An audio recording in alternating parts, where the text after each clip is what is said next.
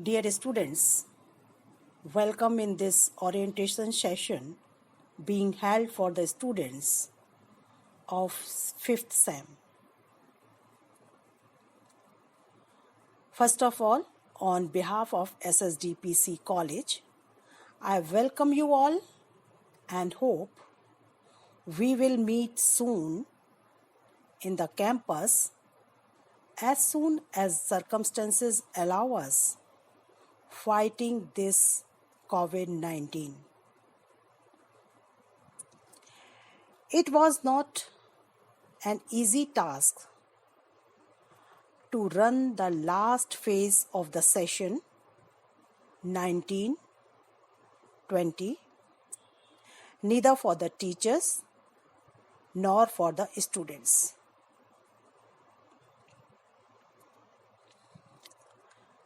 However, your 4th SEM have been completed, your marks have been uploaded, and the results are awaited. Now, you all are going to enter in 5th SEM with a new atmosphere, with the new challenges created due to this pandemic. All things are going to be changed, as I think that you are also mentally prepared for it. For this session, you have to take admission, and that will be online, by creating your email ID. Beside this, online classes will be taken through TCS Ion Crystal Classroom. For these classes, you will be trained through our learning officers as soon as possible.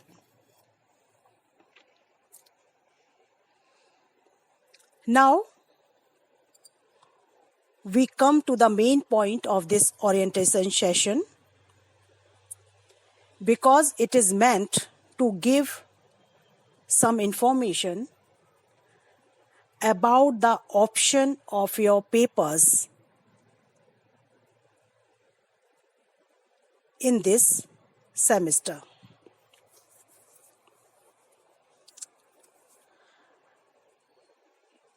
इस semester में पूर्व की भांति आपके 4 paper रहेंगे, जैसा कि सभी सेमेस्टर्स में 1st, 2nd, 3rd, 4th में आपके हर सेमेस्टर में 4 पेपर रहे होंगे। पेपर 1st और 2nd आपके 2 मेन सब्जेक्ट रहे थे, जिसे हम DSC कहते थे। But now from this semester they are slightly changed and that has become DSEC. Subject वही रहेंगे, केवल नाम चेंज है और वो है DSEC, means discipline specific elective course. तो 2 ये पेपर तो आपके पहले की तरह हैं। फिर आते हैं हम पेपर 3rd पर। पेपर 3rd सेक स्किल एनहेंसमेंट कोर्स, जो कि आपने 3rd सेम में पढ़ा था, और 3rd सेम में आपने एक DSC का सेक लिया था और 4th सेम में आपने दूसरे पेपर का सेक लिया था। तो सपोज मैं इसको 2 सब्जेक्ट लेकर आपको उदाहरण बताती हूँ कि किसी स्टूडेंट के पास इंग्लिश और पॉलिटिकल साइंस हैं, तो इंग्लिश का सेक उसने 3rd सेम में पढ़ा होगा और पॉलिटिकल साइंस का सेक उसने 4th सेम में पढ़ा होगा। Now again in this 5th sem she is going to study the SEC of English again. ठीक है, 2 सेक के पेपर पढ़ने हैं हर विषय के, तो एक पहले आपने सेम में पढ़ लिया, मतलब 3rd सेम में, और दूसरा उसी विषय का सेक पेपर आप 5th सेम में पढ़ेंगे। तो इंग्लिश के आपके टोटल मिलाकर बीए में 2 स्किल एनहेंसमेंट के पेपर एक विषय के हो गए। फिर जो पेपर आपने सेक का 4th सेम में पढ़ा था, उसी सब्जेक्ट का आप 6th सेम में पढ़ेंगे। मतलब कि दूसरा आपका मेन सब्जेक्ट क्या था डीएससी का? Political science. तो पॉलिटिकल साइंस का एक पेपर आपने 4th सेम में पढ़ा, उसी का दूसरा पेपर आप 6th सेम में पढ़ेंगे। Is it clear? Now we come to the paper 4th and that is generic elective. यहां पर आपको अतिरिक्त ध्यान देने की जरूरत है, क्योंकि इस पेपर का चुनाव आप लोगों को करना है। GE means generic elective, short में जीई। ये जो पेपर है, इसका चुनाव करते समय आपको ये ध्यान रखना है कि यह विषय वो होना चाहिए जो कि आप डीएससी में नहीं पढ़ रहे होंगे। सपोज, जैसा कि मैं उदाहरण के लिए मैंने 2 सब्जेक्ट लिए हैं, इंग्लिश और पॉलिटिकल साइंस, जो कि उसके बच्चे के मेन सब्जेक्ट थे। तो जेनेरिक इलेक्टिव के सब्जेक्ट को चुनते समय आपके पास इंग्लिश और पॉलिटिकल साइंस सब्जेक्ट नहीं होना चाहिए।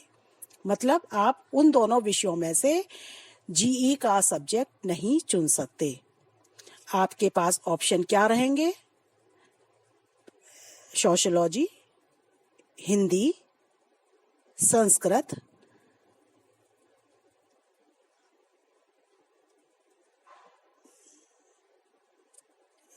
Economics, drawing and painting.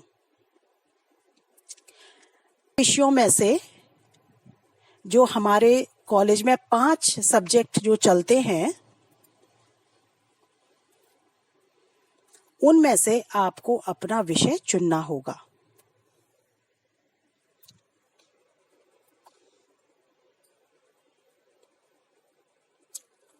इन विषयों में